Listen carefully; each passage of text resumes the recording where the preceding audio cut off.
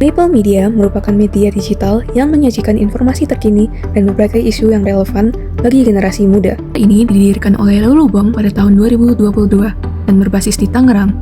The Maple Media menyajikan konten yang informatif sekaligus menghibur, terutama bagi generasi muda dengan mengangkat berbagai isu dan cerita yang relevan dengan kehidupan masyarakat secara kreatif dan mudah dipahami. The Maple Media menggunakan 3 platform utama, yaitu Instagram, YouTube, dan juga Spotify. Di Instagram, mereka lebih sering mengunggah konten yang singkat dan menarik audiens. Mereka membagikan konten short news, update isu terbaru, reels, dan juga teaser video supaya followers mereka tetap up to date. Beberapa konten Instagram mereka seperti berita singkat atau trending topic, berusaha untuk tidak menambah kasus, potongan podcast, dan beberapa behind the scene konten mereka. Di YouTube, mereka fokus pada mengunggah konten yang panjang dan mendalam. Platform ini digunakan untuk mengunggah full podcast video, interview, dan juga discussion topik secara detail agar audiens mereka mendapatkan informasi yang lengkap. Beberapa contoh konten mereka seperti full podcast episode, interview guest speaker, That was the only thing that we knew di momen itu. discussion topik, Maksud gue, ya udah kalau emang ada orangnya dia ngomongnya sesimpel. dan juga storytelling konten. Ini kan ada kerangkengnya, untung ada talinya loh.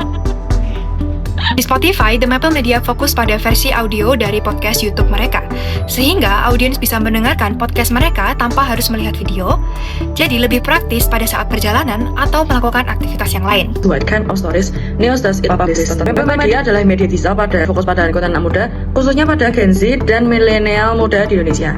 Konten ini yang mereka buat biasanya membahas isu-isu khusus seperti kesehatan mental, setelah itu parenting, child free, identitas diri dan gaya hidup yang sedang ramai diperbincangkan seperti gaya hidup modern. Selain itu, mereka tuh juga sering membahas pop culture, tren internet, serta topik viral yang hangat diperbincangkan di sekitaran kita yang sedang diramai di Indonesia. Berbeda juga dengan media berita tradisional. The Maple Media lebih menunjukkan storytelling, sudut pandang, yang mengajak audiens untuk berdiskusi.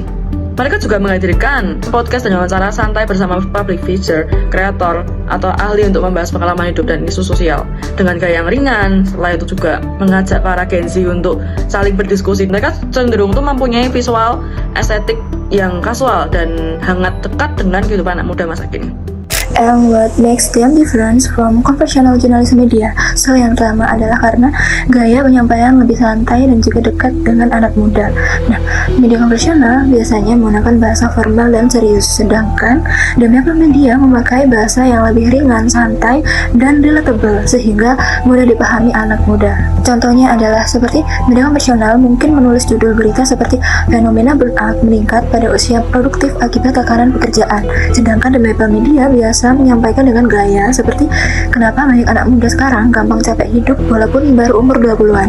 Nah, kalimat seperti itu terasa lebih dekat dengan kehidupan sehari-hari pembaca muda. Yang kedua adalah fokus pada isu yang jarang dibahas media besar. Media komersial lebih sering membahas berita politik, kriminal, atau ekonomi yang besar. Tapi The Maple Media justru membahas isu yang dekat dengan generasi muda dan kehidupan digital. Contohnya adalah mereka biasa membahas topik seperti toxic productivity, insecure karena media sosial, budaya hustle culture, overthinking, atau pengaruh TikTok terhadap gaya hidup anak muda. Sedangkan media konvensional mungkin lebih fokus pada berita pemerintahan atau konflik politik nasional. Ketiga adalah tidak terikat struktur media tradisional. Media konvensional biasanya memiliki kantor besar, birokrasi panjang, dan aturan perusahaan yang ketat. Tapi The Maple Media lebih fleksibel karena berbasis digital. Nah, contohnya adalah ketika ada isu viral di media sosial hari ini, The Maple Media bisa langsung membuat konten di Instagram atau di TikTok pada hari yang sama. Sedangkan media konvensional terkadang membutuhkan proses rapat redaksi, persetujuan editor, dan jadwal tayang yang tertentu. Akibatnya penyampaian informasi bisa lebih lambat. Yang keempat adalah memanfaatkan media sosial sebagai pusat distribusi. Media konvensional mengandalkan koran, televisi, atau website berita utama, tapi The Maple Media lebih aktif menggunakan media sosial sebagai tempat utama menyebarkan informasi. Ini adalah biasanya The Maple Media bisa membuat carousel di Instagram, video TikTok singkat, thread di Twitter atau di X, atau reels edukatif. Misalnya ada topik kesehatan mental dibuat dalam bentuk slide Instagram dengan desain yang menarik agar orang mau baca sampai akhir. Ini berbeda dengan media konvensional yang biasanya hanya berupa artikel panjang di website berita. Nah, yang kelima adalah interaksi dengan audiens lebih tinggi.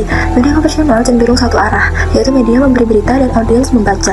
Tapi The Maple Media lebih terbuka terhadap interaksi dengan audiens. audiens. Contohnya adanya kolom komentar di Instagram. Jadi audiens bisa berbagi pengalaman pribadi, memberi pendapat, bahkan mengusulkan topik pembahasan baru. Dan ada contoh lain, misalnya saat membahas topik burnout anak muda, banyak followers ikut menceritakan pengalaman mereka ketika bekerja atau kuliah.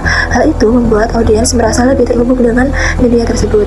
Jadi kesimpulannya adalah The Maple Media berbeda dari media jurnalistik konvensional karena yang pertama menggunakan bahasa yang lebih santai, membahas isu yang lebih dekat dengan anak muda, bekerja lebih fleksibel, memanfaatkan media sosial, dan memiliki hubungan yang lebih interaktif dengan audiens. Nah, contoh-contoh tersebut menunjukkan bahwa The Maple Media mencoba membuat jurnalisme terasa lebih relevan dan mudah diterima oleh generasi digital saat ini.